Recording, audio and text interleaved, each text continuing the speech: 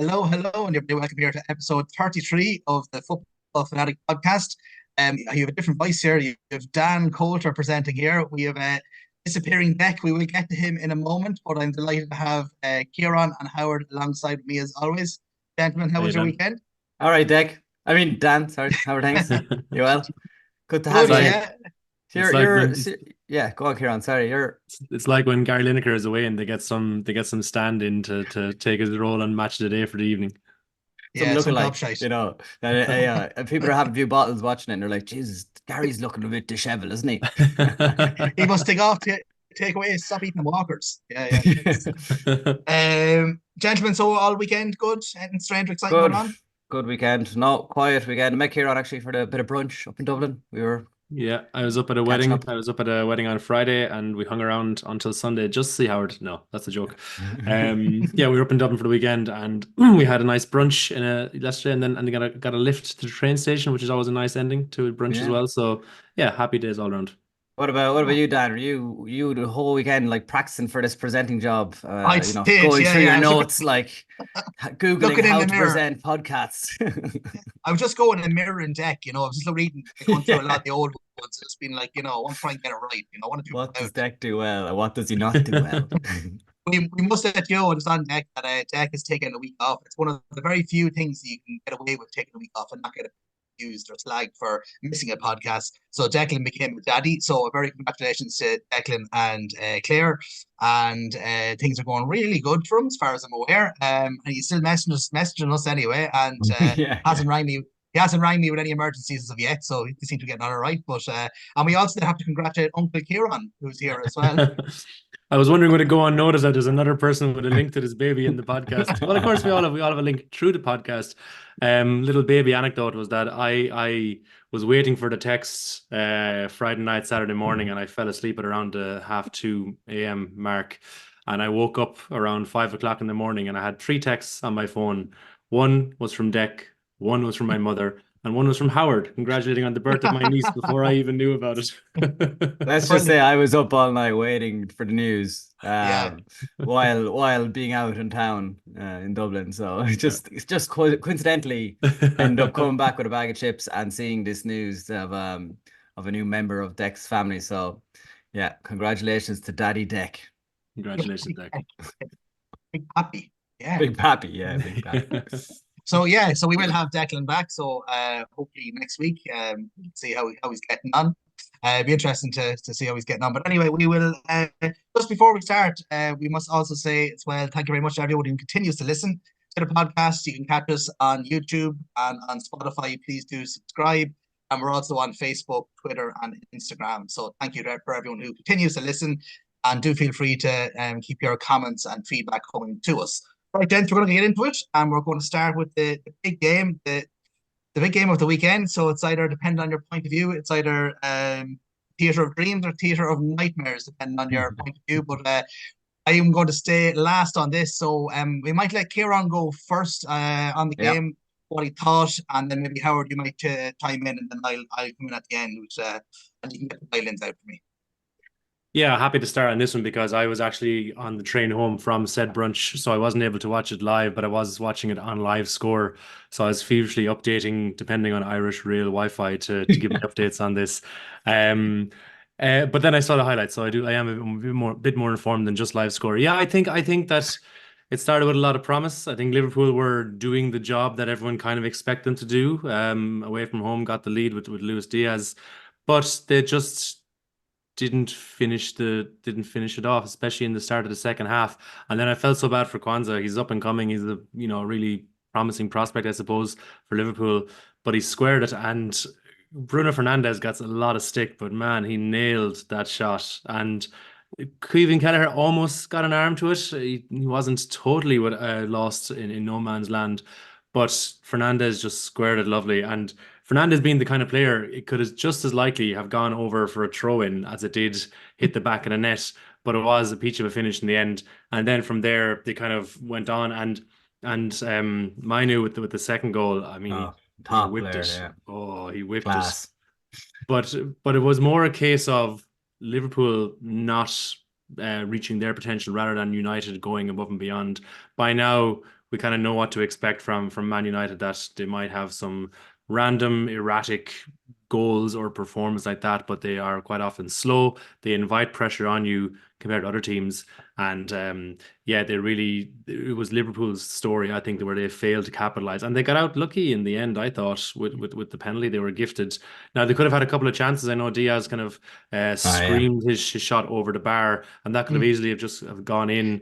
And I thought it was quite funny that Anthony was crying blue murder afterwards, because he had I can't remember who knocked it down. Was it Nunez knocked the ball down for Diaz? And then there was a bit of argy-bargy between Anthony and Robertson, someone I else. think. So Robertson. Oh, Robertson got on and he gave me a little yeah, nudge in the back. Yeah, It wasn't. I don't think it was a free, but anyway. I don't think either. I think Anthony just likes to cry and give out a lot, and I'm a big fan of seeing him do that. So I was happy seeing that. But no, all in all, I think it was just on the penalty here. You mentioned kind of there about it. Did you feel that it was a soft enough one? Because I thought, like, straight away when it happened, when you see Wan-Bissaka going to ground, in fairness, he's probably one of the best tackling in the league. But once he went to ground like that, I thought immediately, like, it's definitely a penalty. I see a bit of kind of the commentary around it, so I'm just wondering, do you think it was a soft penalty? Do you think it was a penalty? I suppose it's the first thing. Oh no, I do. Yeah, I think there was a trailing leg there when I saw it back. When I saw it back on the highlights, I didn't have any doubt about it. So I thought it was no doubt. There was some talk online of, it's basically Harvey Elliott who instigated the contact, because Wan-Bissaka comes across and he's a bit away from the ball, but he's also away from the man, and then Harvey Elliott runs like a madman into Wan-Bissaka's leg and falls over. But for me, like, I wouldn't say stonewall penalty, but it's a definite penalty for me. Like, I think it's smart play by Harvey Elliott. Thought he was lively when he came on. He's becoming a very decent player for Liverpool.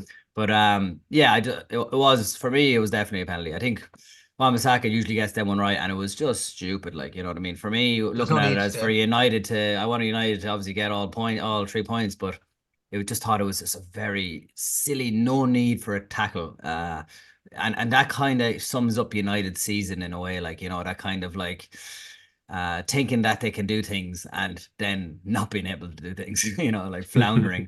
So Chelsea result being a prime example, I guess, as well. Like, exactly, yeah. But like, just on the game itself, the Kobe Manu show, must say that this guy is a great to watch in general, and I must say his goal gave me flashbacks of the Federico Makeda. Do you remember him? Yeah.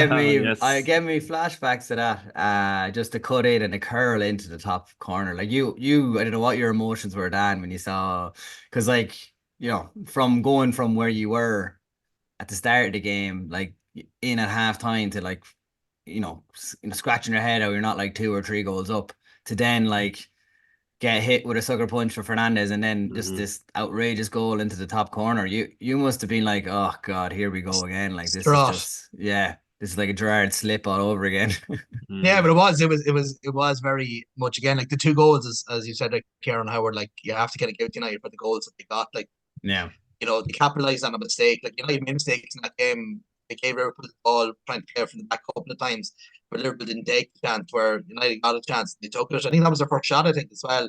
And again, when you look at the stats at half time, it's when you're a Liverpool fan looking at it going, we've had 15 whatever it was shots. We definitely should have had 2 or 3, could I say 3 maybe. And that as well, just no composure in the final third. And it's something that's crept in, that inability to kind of kill off teams. And I think even when you see a result like that, you kind of go back to other results. So the City game, where we talked about it here, about the Liverpool, that dominant spell, 15-20 minutes, where City were really on the ropes and created a host of chances, didn't take them. That 5-on-2, when I seen it against United, it was very similar to when we played Arsenal. A kind of 5-on-2, I think, in our favour. And again, like with Arsenal, plenty at the bar. But like in this one, it was squared to Nunez. Diaz, I think, could have took a shot, but then he squared it to Nunez. Nunez didn't even know what to do then.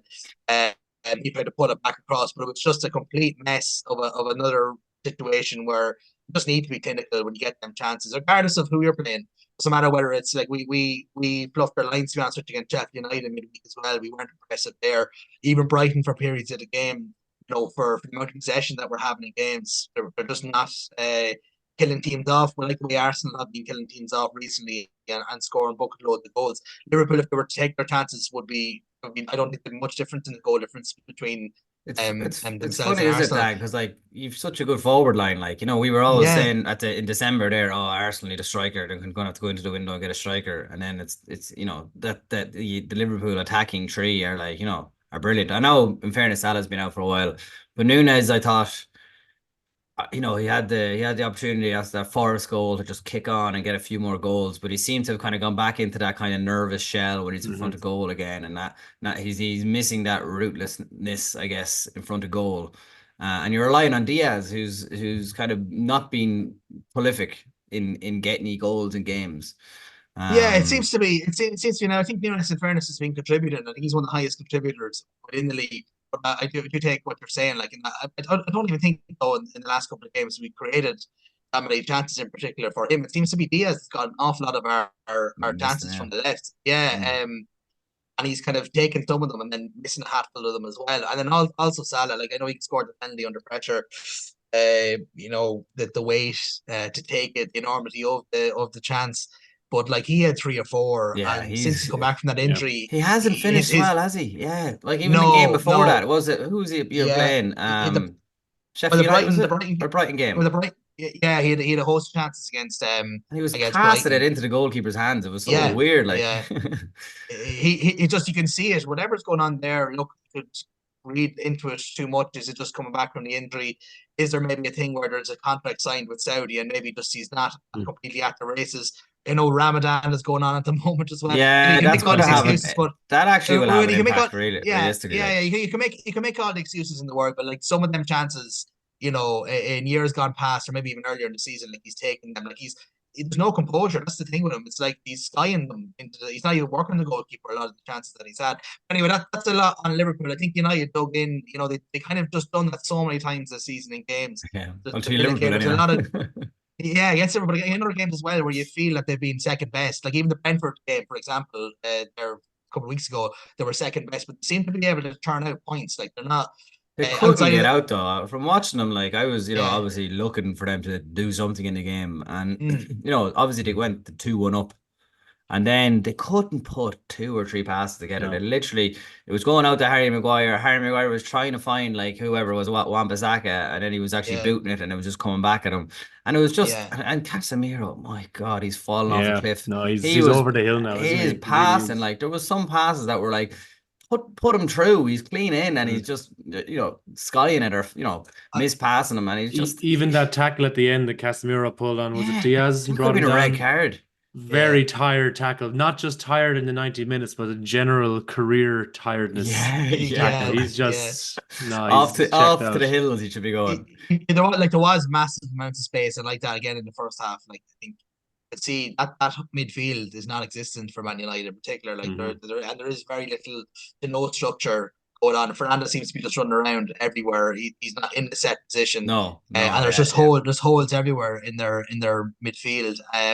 I think McTominay, where he has come up trumps with a few goals to them now and again. I do think though that he's a limited player in the middle of the field. I don't, you know, for the likes of United going forward, like they're going to still have to go and spend money in the summer on their midfield. But massive money, look, anyway, it felt like 2 points dropped at the time, and you kind of get the snaps there how it was so dominant, and then United just went bang bang, and then we managed to kind of scrape a point.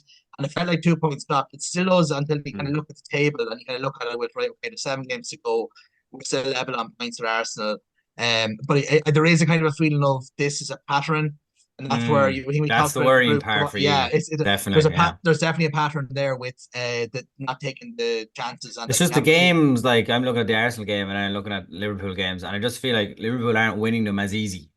They're winning them, like even the game. What was the game? Was it the Sheffield United game? Was it Sheffield? What was the game? With both of them, with Sheffield United and Brighton, they were both in spells, both of the games. Yeah, like even just conceding goals. You know, it's like there's never like let's get 2 goals and let's just shut up shop. It's like I will get a goal, and then you try and get a goal, and we'll try and get another one, and you know what I mean. It's a bit more helter skelter, but look, that's the way he plays a lot of time. There is that kind of give and take, but I do think we've haven't kept a clean sheet in 12 of our last 13 home games. That's a problem when you look at what Arsenal are doing, how they're able to just shut out teams. And even though Man City aren't shutting teams out, Man City are creating chances and taking them. You know, like Palace game there at the weekend, kind of seem to the season with City that they're mentally they're really poor, like they are. Yeah. But they're creating enough chances and taking enough of them to get them through games. But it's going to be it's going to be interesting. But they're still there. Like Liverpool are still there. They're Yeah. the same amount of points as Arsenal. And you'd think, like, you nearly think by the way we're talking there that they've gone and their title chances are gone. Like, but they're like if they like it's still 7 games left. If they turn it on for the next 7 games, like they'll probably win the league. You know what I Yeah, mean? I That's just the want kind to of thing. Like, Yeah, and just one other last thing on it is that Jota, Trent, and Allison are all due back, I think, from training this week. And I do yeah, feel that we missed Jota in particular. When you look at some of the chances that we're creating, he is Yeah. probably, he is probably the best finisher. You can argue that with you have. Salah Yeah. thing. You can argue with the amount of goals that Salah scores, but there are chances he gets. But actually, conversion rate, I think Jota's has been exceptional in his time at Liverpool. And I do feel he'd be one that has impact starting or coming off the bench. Either or, he's a brilliant player. And then the chances that Trent can create, he gets back into the team as well. So it's not all doom and gloom, but I think as well the enormity of the fact that it was United. They had gone and had a shambles of a game in the last minute against Chelsea. You're kind of feeling like they're reeling. We were They're so on, dominant, on the and it's chopping when block. Yeah. and it's when you're so dominant in a game like that, and you're not coming away with 3 points. Of course, it's going to be you're going to feel as a Liverpool fan anyway, distraught. Even though I think that it did dust themselves down in that last 10 minutes, and there was only one side that looked likely, I think, of even of getting an equaliser and then to go on maybe and possibly win it. I think they did kind of keep trying, and that's all you can ask of them as well. Like they do keep going, and they have come from behind so many times this season. So it's going to be really interesting. So I think maybe on that we might just move on to the Gunners. I didn't see it now, Howard, but you were talking about it being a potential banana skin, but I think it turned out to be Before the anything but. game. Yeah. Yeah. Before the game, I was just, I was thinking just the time of the season it is, bit of PTSD from last season, and then also like just the fact that it's Brighton, and we kind of we lost Brighton last season at home 3-1 or something like that. We bet them away from home, but this season we bet them in the Emirates, and this season we beat them obviously at the weekend. But I was just worried a small bit coming into it, and that was just my own from my own head, and God, it was a brilliant, I must say, a very, very good performance.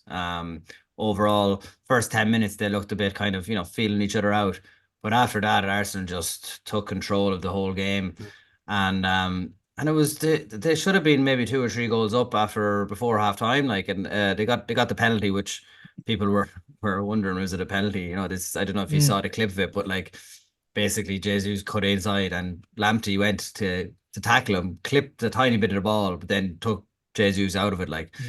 And for me, it was a stonewall penalty. No, but people are like, "Oh, he got the ball. He got a bit of the ball." But like, if you get a bit of the ball and Seen a lot Jesus out of it. Jesus is still going to get to the ball.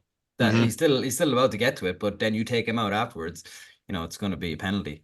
And then then you had my guy Kai, who comes up with another goal. Jorginho Havertz combination in the corner. So Chelsea.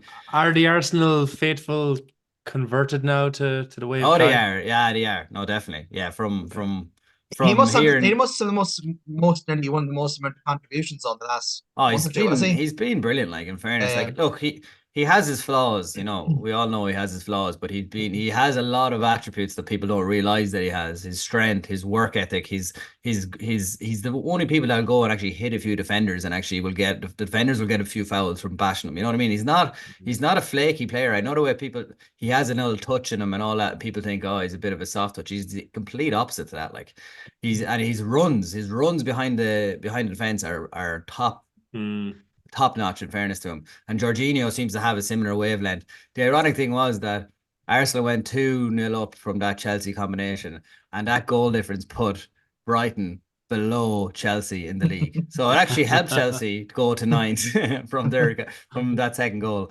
So and then the third goal was just they're doing this now. Arsenal, it's like they're really well drilled defensively. Like, even remember we watched the City game, everyone hated it, and myself included, but they're really well drilled defensively. Like, if they need to go into a low or mid block, they're like very hard to break down.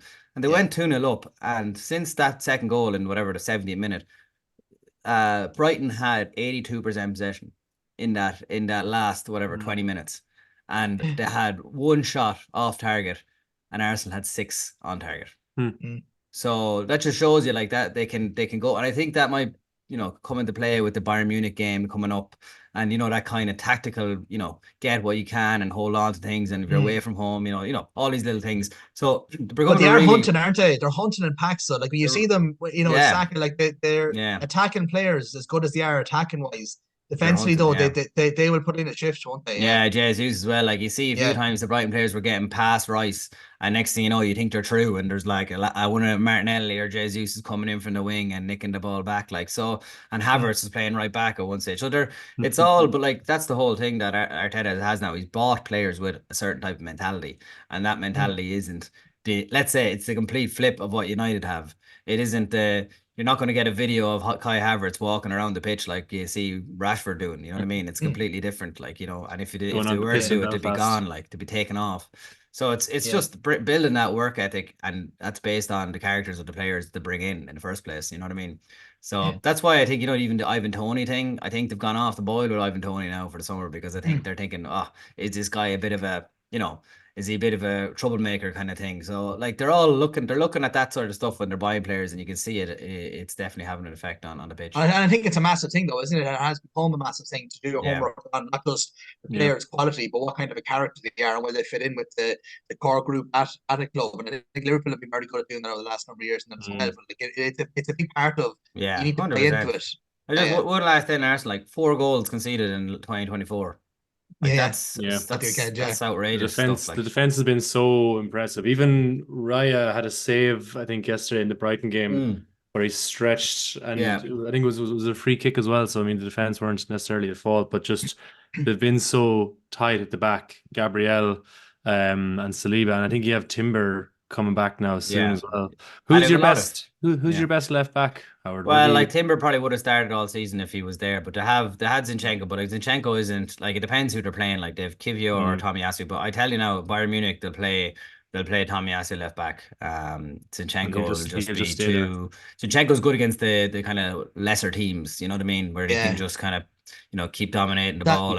That Salah goal will always stick in my mind with him. Yeah, I remember I've said it a few times on the podcast here that I just don't think he's that good of a left back. I know he's good on the ball, but exactly, like he's that goal that he, you know what I mean. He knew exactly what Salah was going to do. So just glided in, him.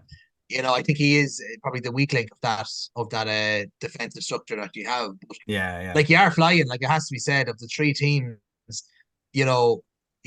defensively you're the best of the 3 by a mile. It's not even in. It's not even. They score the most goals, conceded the least goals. Have the most wins. Yeah. So still have the same amount of points. that's 7 games, Howard. It's within distance. Can you go? That's it. Like that doesn't win you a trophy. And that is it. I mean? Yeah. And I think that's what it boils down to for Arsenal. It's not going to be. We know that they can score goals. No defensively, they're sound. And in fairness, they're a strong side. Like they're not the Arsenal. And they deal with the pressure. That's it. That's going to be the one. That's what it is. Yeah. That's it. That's it. And that's a question mark. Like and they probably had the hardest fixtures out of the. But like as we say, they should go to Tottenham and beat them. They should go to United, and if United play like that, as Klopp said afterwards, if that was Arsenal, they would have won that game. You know what I mean? So like they should go to United and beat them, and they should beat Tottenham away. But like it's them. There's so much, like, imagine Tottenham, they're definitely not going to want Arsenal to win the league, like, and if they had anything to do with it, like, they couldn't have a tougher fixture in there for them, whether it's maybe City, but like I don't think there's any other tough, like, I think they'd rather play nearly Liverpool than fucking City at that stage, or than Tottenham. Yeah, but look, it's definitely within reach now, as Kieran has said there. Like, we're 7 games out. Arsenal have the lead. They have the better goal difference. I don't know, were you reading the thing on Sky Sports there around potential playoff? I don't really do you see that around. No, but what are they harping on about? So, no, just basically that if there is a potential playoff in the rule book in the Premier League. Now, it won't impact on Arsenal in the sense of that if Liverpool or City finish on the same number of points, goal difference. And then it goes after goal difference, it goes to away goals, like how many away goals he scored again in the head-to-head. I think though when you look at it, Arsenal that's head-to-heads against Liverpool and City are the best. So even if it finished on point, but for example, if Liverpool and City were to finish first and second on the same points, they drew both this season. They've drawn both games. So if they had the same goal difference, same goals away, it then comes down to that it'd have to be a playoff. For But like it's just, it second was in place a or for whatever, if no, you or no, if they're winning it. for the title. For the title, yeah. So Okay, so if this is they're only for the two, title, but like, what if it was second and third? It was. I wonder how does it work. See, I'm I don't know thinking what with they do for Arsenal. I'm second. thinking Arsenal are top here. Yeah, That's why. yeah. But anyway, It's not. basically, it's like an extra. What I'm trying to say is it was like an extra point. When I read it, it was like, oh yeah, All this right. impacts that it could be, but it's like, okay, but Arsenal actually have they've better goal difference. But even if they finish on the same goal difference as Liverpool or City, they're head to head with them. Their They'll away beat them goals is then. better. Okay, yeah. So it's like having an extra point. It was just interesting. I was reading it there today. I was like, what is this about potential playoff? But it would just be if it was Liverpool and City. And actually, just Interesting. on City, I suppose. Yeah, it's on City. We don't have a Declan here, so I just seen the highlights of this game now. And on the plus side, De Bruyne again just showing what De Bruyne does, which is he's just a world class player, probably the best player in the league. And it feels like even though he's come back from injury, he has been used sparingly at times, and he hasn't really been in and around it as much. But when he plays, he's impacting games, and I think they got the job done against Palace again. Palace seems to be a bit of a bogey team, I think, for them over the last couple of years, but they went and they got the job done. And yeah, so again, it's as I suppose going into the last, it's as you were if you're a City fan. It's kind of you're looking at it going, they should probably win the majority of their games they've left. Like they have the easiest running of games. They have a big game in midweek. I thought it was interesting they left Foden out. I thought from a fantasy football perspective, I was really pissed off with him. It was Pepperlet, which we have a lot of the time with him, but I don't understand Pepperlet at times though with Foden in particular. I don't know, is it me, but I feel like when Foden goes on a kind of a run where he's on a couple of games and going really well, and everyone's waxing lyrical with him, that picks away the team for a game or two. Now, look, I read up about it to see what an injury was or anything like that. He said no, it was just he's trying to manage his minutes because he played for England in the international break. But I'm looking at going, he's probably been their most influential player, or up there anyway. If not the most, you could argue definitely that he's their most influential in and around it anyway. And for them to kind of rest him in that game again, I suppose Alice went and got something for it. We'd all be here saying, oh, it was a fucking terrible idea, terrible decision. Yeah. But I just felt that he's, the handbrake surely is off with him. And I know there's that argument of whether or not, De Bruyne plays in that kind of a central role.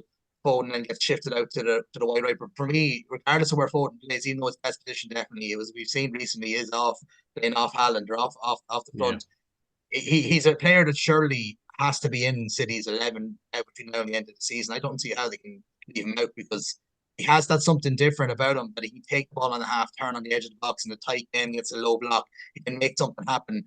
I think he's an exceptional footballer, and I just feel that I don't know. I've had this crack with Deck messing around with him about that. I feel has Pep ruined him. We've had this kind of debate over the last week about whether or not has he or hasn't he, because he's been kind of using him sparingly over his time there. But in my opinion, he's been shifted out to the wide right to obviously to cater for other people.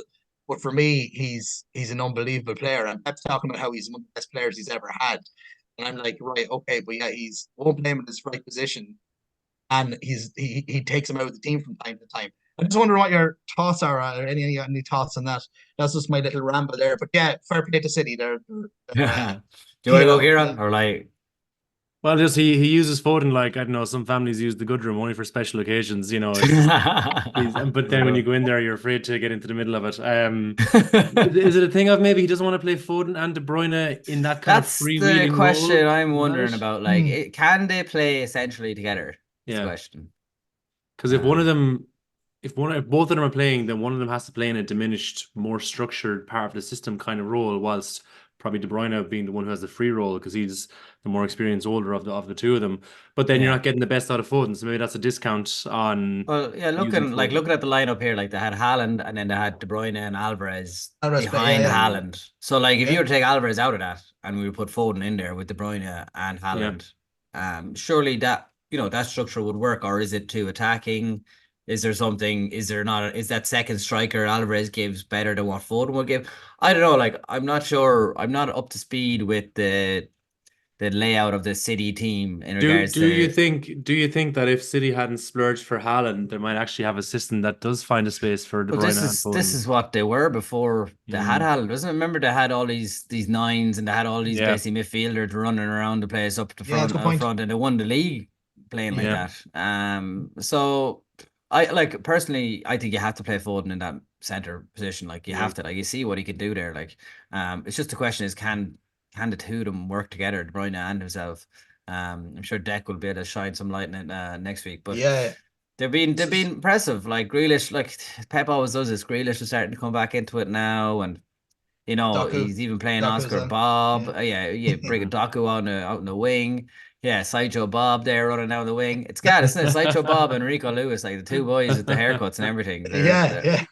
Rico Lewis again, another gem. Like he's whatever, Yeah. 19 or 18. He's running the show on He's the a good field. player. He's a Yeah. proper player. Like So, and of course our main man Rodri, who's got like whatever was it 2 or 3 assists in the last game, a few games. Like he's just such a good player. he's Yeah. like I people read think about yeah. I read about Rodri. Sorry, I read about Rodri. I guess it was over the weekend.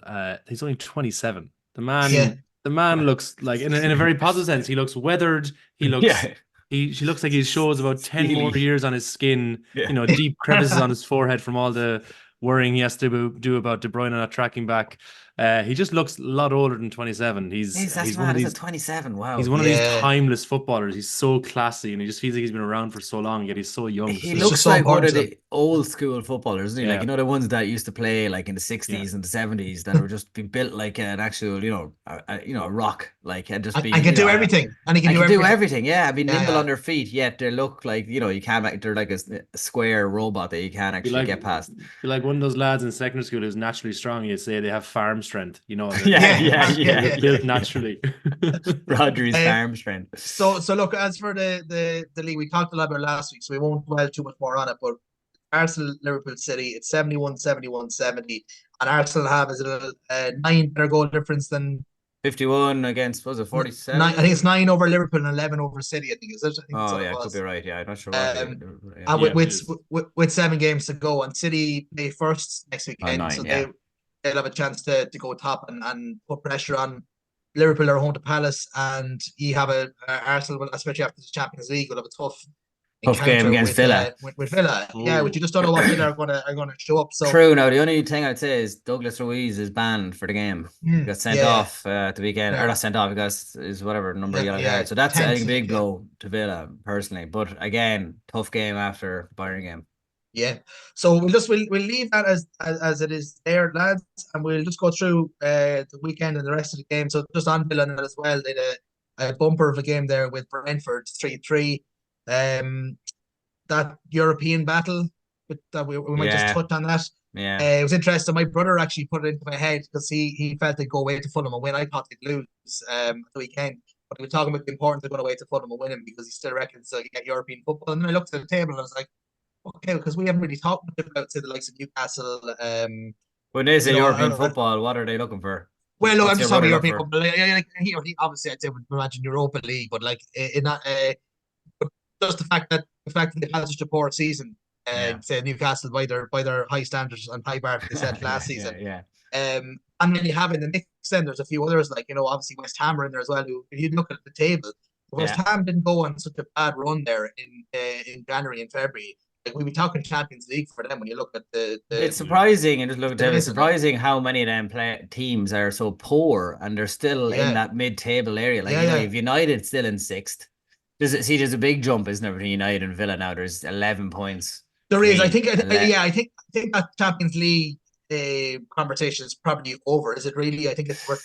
I think if there's a 5th place, it's over. But like it's between Tottenham and Villa now. That's what I mean. It's outside of the two of them. I don't see United challenging for the Champions League. I don't think that they're consistent enough to get it. But when you look down, like West Ham went on a horrendous run, Newcastle went on a horrendous run, Chelsea it just has been a basket case all season, and even Brighton, who started the season well but have been on a kind of a horrific run as well. They're all still in the hunt. You could even argue maybe goals as well. It's amazing when you look at it that so many of them. Only when I looked at the weekend. So from what's left there, like what would you be thinking in regards to the European spots? I think United will get in anyway for the Europa League, and then I'd say Newcastle. I've looked at Newcastle's fixtures. They have quite fortuitous or whatever you want to call it, an easier running than the rest of them. I know Chelsea have a few big games still left. So I'd fancy Newcastle to get in there anyway. With West Ham, will be my 2. I can't see Chelsea getting in it. Like their season that like, is that a good season for them getting Europa League? Would they, is Poch going to stay in a job if? Compared to the year they've had, I mean, I was before the Sheffield United game, I was looking at Chelsea going, God, how are they actually within touching distance? Yeah. And I think they had another game, they had less game played, but I was looking at them, so they had 2 games on, I guess it was United maybe, but I wouldn't put it past them sneaking in, but I wasn't aware they had a tougher run in than maybe some other teams. I think United will uh, succeed despite their failures. They will hold on to that sixth spot somehow. It'll probably be very funny as well how they do it. For the second spot, I would probably also lean towards Newcastle. Who I definitely don't see getting anywhere near it is Brighton. I think they have totally fallen off a cliff. I think that after a very promising start, they were very exciting at the start of the season. It's hard there's to a lot of it's hard injuries. to remember Few the David injuries Ferguson too. hat trick against Newcastle Yeah. as well. Yeah. It seemed like they kind of wanted to go for broke with Europe, maybe, and they put all their eggs in that basket, and then that just Didn't fell have off the the It looks squad, that I way. said. Didn't have the squad. Like, Yeah. I think I remember him rotating. He was rotating before the Yeah. Europa League and some of the Premier League games, but the players were still getting injured, with Toma And I wonder, Ferguson. has De Zerbi just kind of signed out? He maybe has eyes on somewhere else, or maybe thinks there might be somewhere else His coming, but quotes, did you hear his quotes, Kieran? He kind of was talking. That was it's interesting. So was it maybe this time last week or in around that he made a comment around not sure basically where his future was going to be. And then he's kind of come out after that and talked about that. I think he mentioned recently then after that when there was a bit of kind of why has he said that or where is he going? And then obviously the links with Liverpool or where else would he go? Because there's no doubt that he would be in demand and he can go to a he kind of trying to say that Brighton has a lot of work to be done, and when their figures came out about how much they made profit, it was something insane. I can't remember what the figure was, but it was that basically they need to start reinvesting that they can kind of push because I think they get knocked out by Roma in the manner that they did, like they got bashed by Roma, didn't it? It was the fact that they got knocked out in the way they did, and the fact that he had been in Italy as well. I think that was something that maybe kind of was starting that kind of negativity around whether or not he's going to stay or not. So it will be interesting to see their backroom staff as well, Dan. Like their backroom staff have been raided by Newcastle and Chelsea and all that kind of stuff. Like there has to be sometimes it's gonna give, and they're not going to be that same team that like gets these gems from across the globe. Like yeah. So it's interesting. Like it's just when you see how bad the some of them other sides have been or inconsistent, maybe is the word to use. But they're still in with a chance of Europe. So just looking at the other fixtures then, so we just talked about Chelsea, Sheffield United. Chelsea's the gift that keeps on giving. Like considering what a gift, considering the comeback during the week, which is probably. I know there's been a few unbelievable games this season, but for me that was the standout of just how insane that last. I thought United got hard done by in a couple of calls. Like the Cucurella one maybe is a soft penalty, but the second one I didn't think was a penalty. I personally didn't. Dallo one. The Dallo one, no. Like I kind of slipped and fell. I've looked at a few clips of it. He just falls over. Like I know it looks like it actually in real time. It looks like a penalty. But then you look at it in a slow mo, like he's actually from that angle from the side. He's not actually close to Madueke or whoever. I think the commentator they were saying that it was if they're touched when you're running at that speed, any sort of touch at all, it'll send. Did he? I don't even know. Did he touch? Maybe. Yeah. He kind of was falling and he fell. You see, but whether he touched him when he fell. Yeah, is the question. But on Chelsea, like again, you think right, okay, how many times have we said that? Like the more than United, a big result like that, they're like, okay, this will kind of get them down a bit of a run, and then they go away to Sheffield United and can't get the job done that way at Sheffield United. Look at his stats. Look, shots, 11 shots for Sheffield United, 6 for Chelsea. Like, come on, like it's just.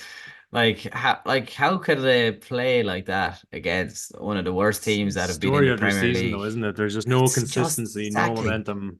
It really is. And I know we kind of mentioned it, we talked about it before as well.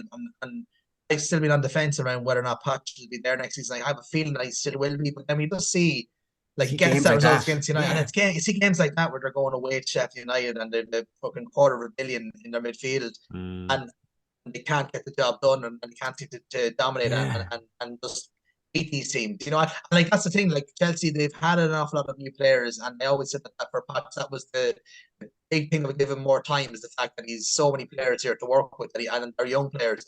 But have they improved is the question. Yeah. I don't think they have they? I don't think they've improved. No, I'm looking at the likes of like Enzo and Casado in midfield. Like Casado giving that ball away for the United game. Enzo, he's like a player that you kind of look at and you see him, and you think, oh, he's a very good player. But then you actually watch him and he doesn't really do anything. You know what I mean? He kind of Mhm. plays a simple ball, but he's never like, wow, Enzo's been man of the match. He's been unbelievable. He doesn't really, maybe the style of football in England doesn't suit him that much. But I like between the two of them now, that's worrying that they can't get that going. And then Yeah. they And what's it obviously going to still, cost? And what's it going to yeah, cost? that's what I In mean. the summer. And then they still need a 100 million striker, I think, up front. They don't have anyone up front really. And Cuckoo They has need a been. goalie.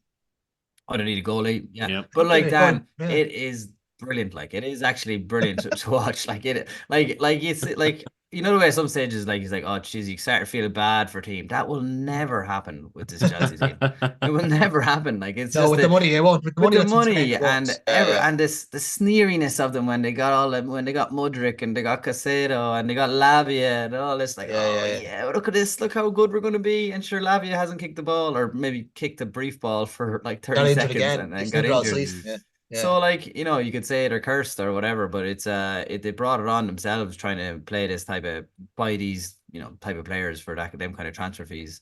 And it's actually the smaller transfer fees that worked out, the Cole Palmers and your man Chukwuemeni or This whatever is his it. You're looking at Carney, it, whatever his name is. yeah, like they have a few good, like the likes of like Gallagher, who they were trying to flog, weren't they? They were trying to sell him. Like Yeah, yeah, he's been tough for them. Yeah, himself, yeah. himself and Palmer are kind of like two of the Drag ones the we. team. Then you're Yeah. looking at some of the other lads like Sterling. It just hasn't been at it at all. Your man Jackson, he's not going to be getting you. He's No, not going to be a top no, he's player. not. Like he's No, not. You know by looking at him. yeah, and then they have all these other guys that act like they're just leaking goals galore. You're like Thiago Silva scored this Gusto again. looks like a player. He's like, Gusto looks decent, yeah, yeah, yeah, but like you're looking at the like how many hits and how many misses. Like we're talking about only yeah. 80% misses at the moment. Like Yeah, so. so Chelsea, it's a interesting. I think the FA Cup again, if they were to get past City and they were to win the cup and get into Europe, it starts to look a small bit better for Poch if they were managing to do that. But it's a big if, a very big if. So that is Chelsea. Just looking at the few other results then. And we'll get on it. We might just touch on the bottom of the table as well. And the Hammers went away to Wolves 1-2-1. Newcastle went away to Fulham, which I thought was a good win for them, 1-1 Everton, we'll get on to them now in a moment as well, 1-0 win against Burnley. And we had Spurs, actually, the Spurs game there, 3-1. Just on the Spurs game, I watched it actually. Yeah. It always seems to happen to me, though. Like, anytime I put Son as my captain, he never Yeah, scores. I did the Whatever it same. is. I put him on as well. He nearly scored at the very end. It's a Yeah, great he save, nearly but scored. But just whatever it is about him, he's just one of them players that a few times this season when I have captained him, he just hasn't done he anything. scores when you don't think he's going to score. That's what Yeah, happens. yeah, Like in the yeah. games that you're thinking, oh, it's a tough game for him. I'm not going to have him as captain. He scores a few goals, then like it's strange. Yeah. So anyway, so I always enjoy Postecoglou's his press conferences or post match interviews. I always just love listening to him and how just direct and how he kind of when he's asked a stupid question, he just nearly takes the piss out of like the reporter. I love his wittiness. It's brilliant. Yeah. And that as well. And look, it was a good game actually to watch. I thought it was a decent enough match to watch against Forest. But just an interesting incident with James Madison. I don't know if he have had a chance to see it, but basically, your man Yates, who Keane was talking about, is a bit of a kind of a I don't know, maybe a Robbie Savage or Dennis White. He's just one of these, just a bit annoying. How does Keane know him at you. again? What's the link there? He I don't know trained him what in Keane Ipswich, is it or something? is that it? Yeah, I don't know. Yeah, actually, I think that's he a good coached question. him at some stage or something like that. Yeah. But he was kind of saying that he is a bit like that, inclined to wind players up and kind of annoy them. But Madison drew a little dig into kind of the stomach of The Yates. midriff. Yeah, it was kind of it was kind of something you'd see in if you're in the schoolyard and two lads are kind of pulling at each other, one like it's a little sly little dig into the ribs. But it was interesting because you looked at it, he fell over and he was there and he was doing the whole sign for bar on the ground, and I was like, what's this lad? What's happening here? When he stood down and watched it again, if that was like we see lads like touch people in the face and get red cards. Like he has, even though he's not as if he's gone like full force in at him. It was a sly little one, but like me, when you slowed it down and watched it, I thought it been red. Yeah. Should have been red. What do you reckon, Kieran? Didn't actually see the interaction. Kieran's itself. too busy looking at Ange's white beard on the car on the I'm sideline. just too besotted with Angie's life advice after every game, Yeah.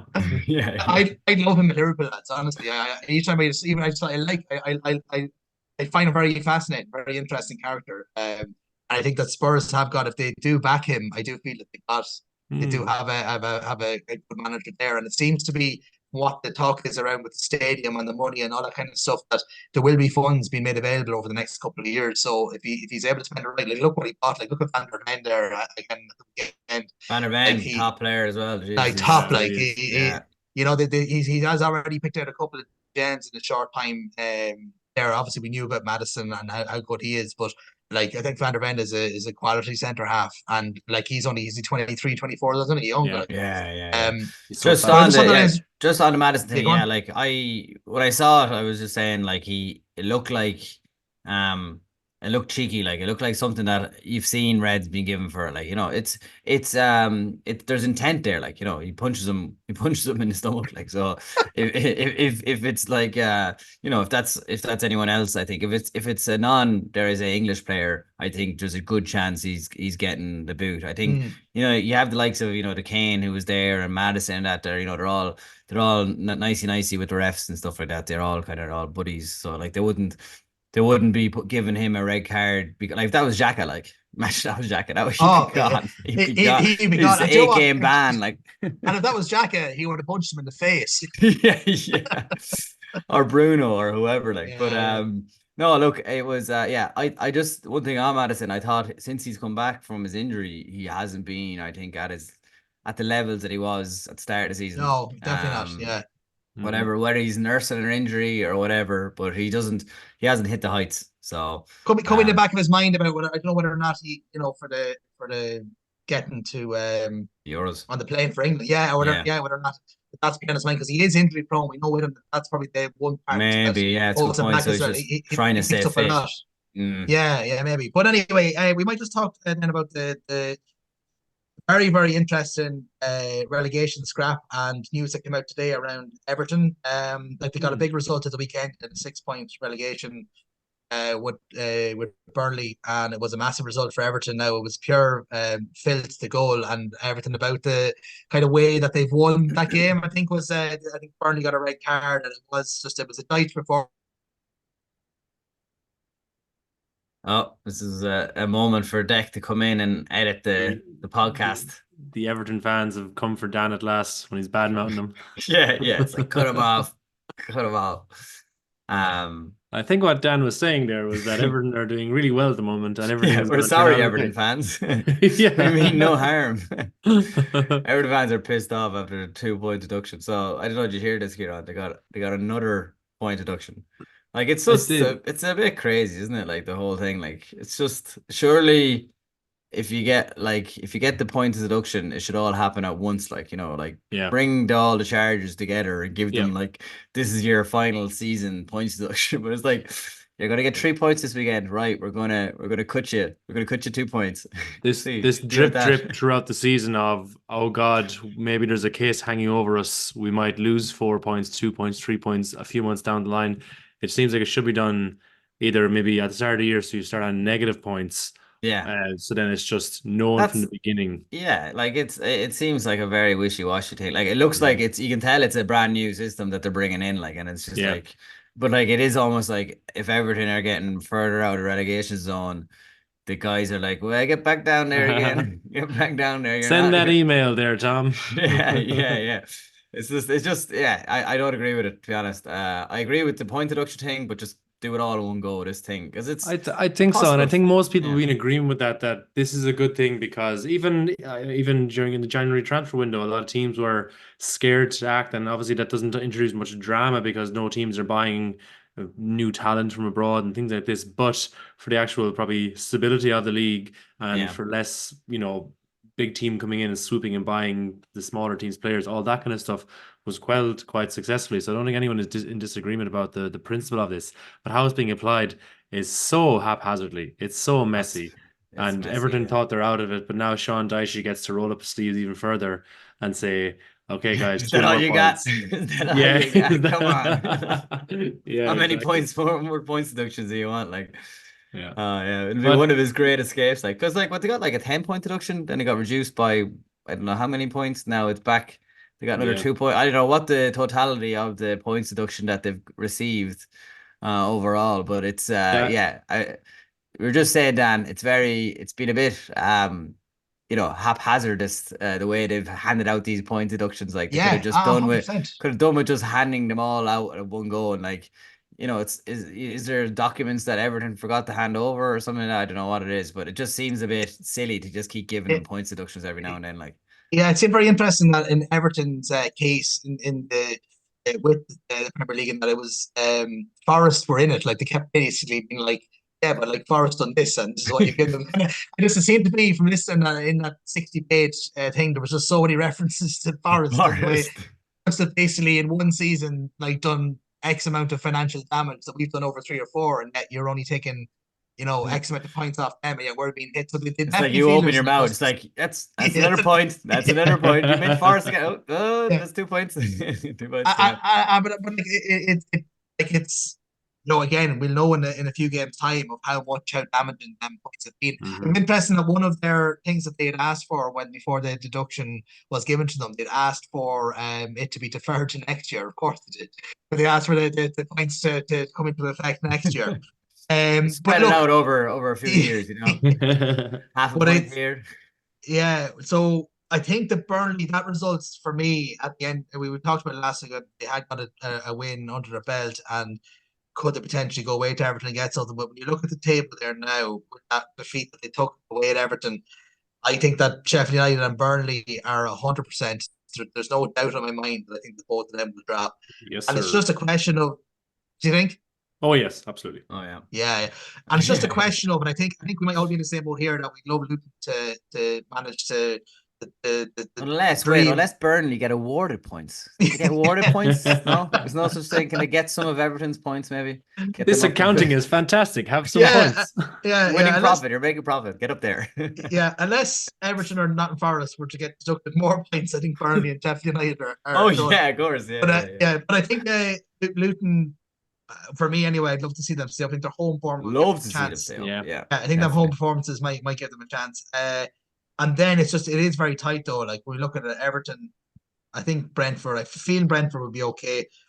It's Everton, Forest, and Luton, and they all have to play each other. Like, there's a lot of Oh, tasty. there's a lot of the bottom teams there that have to play each other over the next couple of weeks. Oh, really? So Nice. yeah, which would be very interesting. Like for example, here, Everton have to go away to Luton, and they're at home against Forest and at home against Sheffield United.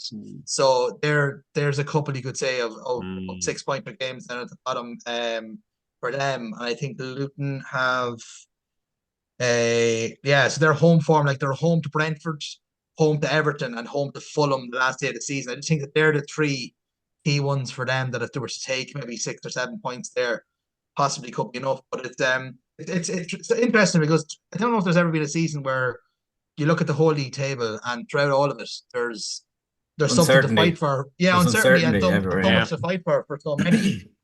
Yeah, you're probably looking at maybe 1 or 2 that are the likes of Fulham. Like Richard, my brother, did say at the weekend, he goes, Fulham are on the beach, they're nearly at 40 points to save. Newcastle go away and beat them. And maybe that is the case, that there is a kind of you can't see them getting Europe. They're not going to go down. So there's Yeah. a few of them kind of teams Bournemouth now. as well, yeah. Bournemouth is another one. So yeah, interesting. Gentlemen, just before we move on to our weekend recap, there was a massive game in the Scottish League at the weekend, the Old Firm Derby. Interesting, I didn't realise that there was issues around the fans. There was no Celtic fans in the stadium at the weekend over a Why is ticketing that? issue. It's crazy. Well, I'm going to go over to Kieran here because he's our Scottish football expert. So we're going to bring him in. But I just seen All right, Dan. All right, how are it going? I just seen the highlights of it, and I seen some exceptional goals and drama, and in particular then as well what it means for the table. So, Kieran, I know you keep an eye on the Scottish football, so you might give us a bit more about that. Yeah, quickly on the tickets. The ticket thing, I think, is that it's been a tit for tat between the two clubs for a couple of years now, where they've been reducing the away allocation for the Old Firm games, and now it's kind of come so minuscule that the away fans don't go. 700 or something. It's like 700. Yeah, that's it. Yeah. because of the allocation becoming smaller and smaller, and just how many? It's like so small. Like what is the smallest amount of opposition fans that we they're not intimidating. Like it's like get three, but like three young lads in there is like, oh, we'll fucking take them on.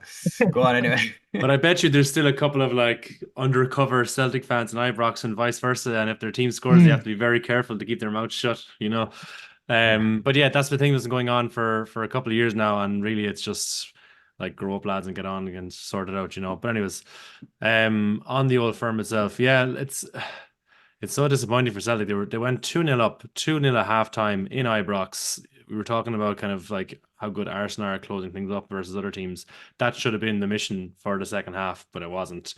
And that's not how it all played out. They shipped 2 goals, and then miraculously they got a third goal. They were 3-2 up into the closing stages, and then Matondo, who I wasn't very familiar with before this, just got an absolute worldie from the edge of the box. He smashed it in and just whipped around Joe Hart there in goal to rescue a point in the dying depths of the game. And yeah, Celtic really needed to win this. They won the last one there, I think, before Christmas 2-1, and they really need to win this one too, because they've been so inconsistent all year compared to the heights they reached in the last 2 seasons under Postecoglou. With Rodgers coming back in, there was a lot of fear that the momentum and the kind of dynamic attacking style of play would be lost, and it kind of has, it seems like. Their problem this year has been that inconsistent run of form. They've got a load of draws, and now, despite getting the draw against Rangers, they're only 1 point ahead, and Rangers have a game in hand. So you'd have to assume it is advantage Rangers at this stage. What do you think that would mean for Rodgers if they were to lose to the League Two Rangers? Do you think he'd be in trouble, or? I think at this stage he'd probably already lost, or well, he had already lost the hardcore Celtic fans when he left first, and there was a window for him maybe to improve on their European performance and consolidate their position or their dominance in the Scottish League. But it's been disappointing on all fronts. So I wouldn't say with quite certainty just yet that he will be gone this summer. But I don't think that he has many fans outside of the boardroom right now, and that's probably just enough to hang on for the moment. But it probably won't be long either if this continues into next season. Okay, right. Well, we'll leave it there, and we're going to move on to our weekly predictions. Now, Deck never told me that anybody won it. I wouldn't be like him to keep quiet if they did. I don't think there was a winner of our last weekly predictions, but our 3 games this week are 3 matches that are taking place on Sunday. So we have Liverpool, Palace, West Ham, Fulham, and Arsenal, Villa. So if you predict all 3 scores, get your predictions into us by, I think, Friday at 10 o'clock. I think that usually 10 o'clock on Friday or something. And if you get them in by that by 10 on Friday, you could win 2 match tickets to a game of your choice. Yeah, that's a lot of nappies, isn't it, Kieran? Every time I hear this ticket prize, I'm like, what the fuck? But nobody has won it yet. We might try and see now when he's sleep deprived and maybe he's not himself, Howard. We might try and bully him into doing maybe 1 more 2 predictions before the season is out. But so anyway, if you do get the 3 predictions right, you will get 2 match tickets to a Premier League game of your choice between now and the end of the season. So look, we have Liverpool Palace. So Kieran, what do you reckon? Liverpool back to winning ways. I would say 2-0. Yeah. Howard? I'm gonna go for 2-1. Liverpool. It's in Anfield, isn't it? It's in Anfield, yeah. I'll go for 3-1. I go for 3-1, yeah, 3-1. Okay. West Ham, Fulham, Kieran. West Ham, Fulham. West Ham at home. Yeah, West Ham at home, yeah. Well, since we've all agreed that Fulham got their sunnies on and they're heading for the beach. They're in Lanzarote. West Ham do have some. Although, do West Ham have a Europa League game this? Yes, they would. Yeah. Well, then, I might actually go for a draw. Then I'll go for a nice, predictable 1-1 Sunday afternoon boring game on TV. Oh, nice. I'll go for even more boring. I'll go for 0-0. How about that? Okay, well, right. I'll go 1-0 West Ham. So Souček with a slimy header from the corner. None of us have much expectation for that game. No, I don't think so. Even though, like, when you look at a hammered front 3, and with Paqueta as well in behind them, I think they probably should be beating Fulham. But anyway, just been that kind of a season for them. And then Arsenal Villa, big game at, I think it's the late kickoff on Sunday. Kira. Ooh, God, I don't know. No, do you know what? You'd have to bet. I would have to bet on Arsenal continuing, maybe facing more of a challenge. Maybe they might actually ship a goal. So what about 2-1 to Arsenal? Yeah, interesting. 2-1. Yeah, right. I'll go for 3-1. Oh, okay, 3-1. This is your chance now, Dan, to get you're back on table. You're going for a goal, so I might have to go. I go for 2-0 for the Gunners. oh, okay. I do think that they'll yeah, they're just too solid. You can't doubt them at the moment. Bar they got an injury or something maybe during the week, or got a bit of a rattling of Munich, a really bad result or something, and it kind of You would know. But the momentum is with them at the moment. So okay, so hopefully, lads, one of us might be going off. I know I'll be picking Liverpool Wolves last game of the season. I think the tickets are going for about 1,200 each. So I know that's the game I'll be. Looking forward to that. Yeah, I'm looking forward to that. Yeah, great. Okay, and fantasy football then. We'll give a quick look over the fantasy football.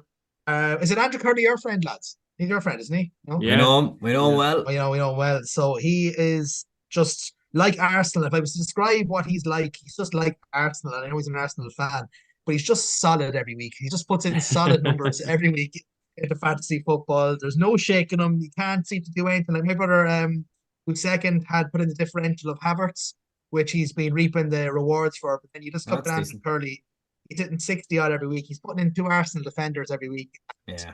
He's just he's solid. So he's still leading the way. He's got a 64-point lead over my brother. Hard to call that back now at this age. It's hard, it's probably hard enough. Like he's gonna have to start like captain Havertz or just like start going for like differentials that way as well, and hope. What you need maybe from his perspective would be for Arsenal to kind of start imploding, because it's Saka, Gabriel, and Saliba Andrew Curley has. So if Arsenal were to go through a bit of a run, maybe. But yeah, he's just solid at the moment. Let me see any other standouts for the week. Paul Breslin, Adam Malloy, they both at 73. How's our battle getting on, Dan? Our battle is tight enough. The battle for 11th.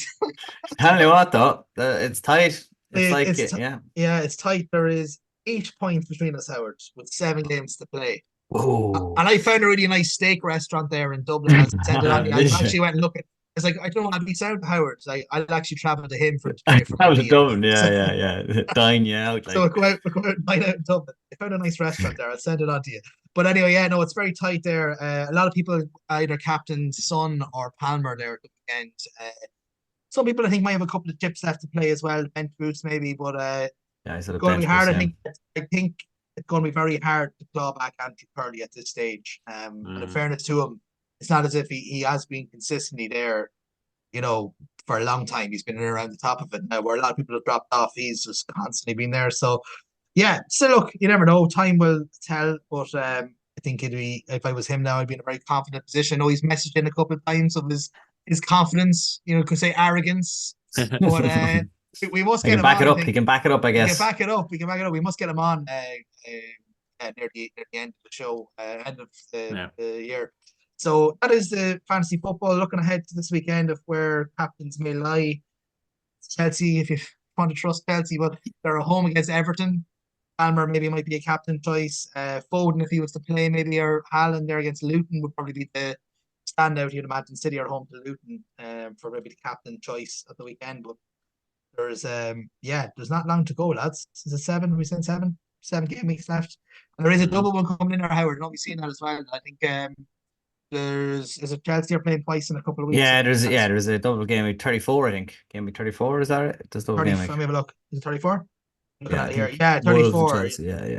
Chelsea, so Arsenal play Chelsea, so they'll be double game week as well coming up. So that kind of brings us to the end of the pod. Any other business that else anyone wants to bring up? Brilliant presenting, by the way. Dan. Tip of the cap to you, Dan, on I replacing Declan. I think we can do I it. have, speaking of Declan, I have a question that I wanted to raise on the podcast, and it was after Liverpool dropped points, Dan. He wanted to ask a question to you, Go on. and he wanted to ask, now with the drop points and a Klopp's last year, how does Klopp finish his story? I think his story is there's two parts, there's two chapters in his story. And it'll just be interesting to see, can he finish, will we finish in both, or will it just be the one?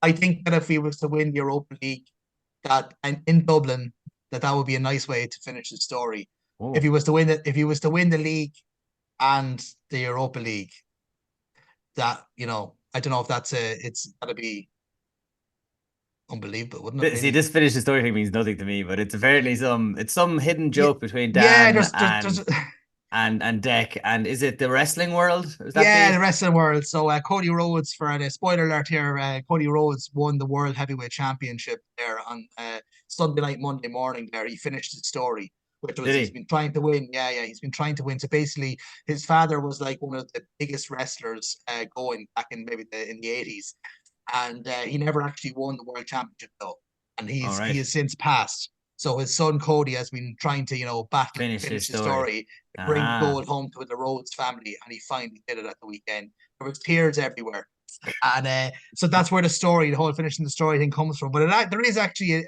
there is a kind of like, there obviously is a fairy tale factor for Klopp. Like, I think it wouldn't be a shame. It would be a bit of a shame that if he finishes with just the Carabao Cup this season, considering we're favourites for the Europa. We've been favourites for a while. FA Cup was a hard kind of one to take, considering I think we should have got through that game and that as well. But I think if he was to win one of the other two that are remaining, I think it'd still be a good season for Liverpool, considering where they were last year, and a good way for them to go out. But yeah, so that's how I think. I know Deck finished his story there at the weekend. We were messaging about that as well. That was the baby, was it? The baby arrived.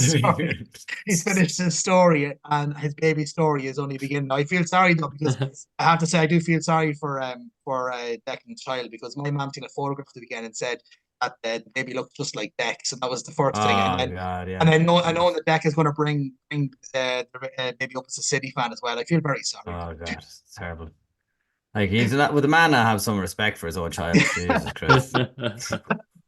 But yeah, so that's my thoughts on it, I suppose. And maybe just as we're finishing off here now as well, the manager kind of conversation has gone very quiet around what's going to happen there, but it's still very, very live as regards like who is going to take it over. The Sporting Lisbon guy seems to be the head runner with the Alonso was the head runner for such a long period of time. It felt like it was a done deal. Yeah, we'll see what happens there. I so. think.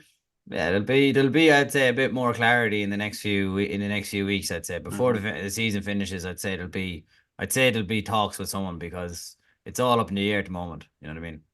Yeah, but it's just interesting the way kind of the talk has died down a bit. But the guy over in Sporting Lisbon seems to be the favourite. Can't say no a whole lot about him, but at the same time, sometimes it's not necessarily a bad thing. You kind of put confidence in that they'll pick the right one. But like that, I don't know if did you listen to the Stick to Football with Rio Ferdinand? That was really interesting.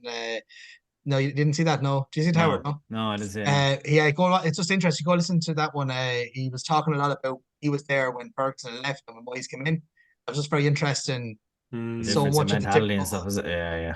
There was loads of stuff, and it was really in depth. Now, he had talked about some of it before, but it was very interesting the way Moyes approached certain things, and about the enormity of the club, that I don't even think he realised how big it was. That certain things he would say, the senior players like him were kind of looking, going, "Are you for serious? Like, you're at Man United now," kind of a thing, where just that mentality thing. So it's just very interesting, because like that, I think whoever comes in after Klopp, like, you know what I mean? Like, it's an impossible. Oh, it's impossible. Poison chalice to a point. Like, same thing with Wenger and everything. But like, it's hard to know why it's going to happen. I'm still a Klopp denier. I don't think he's going.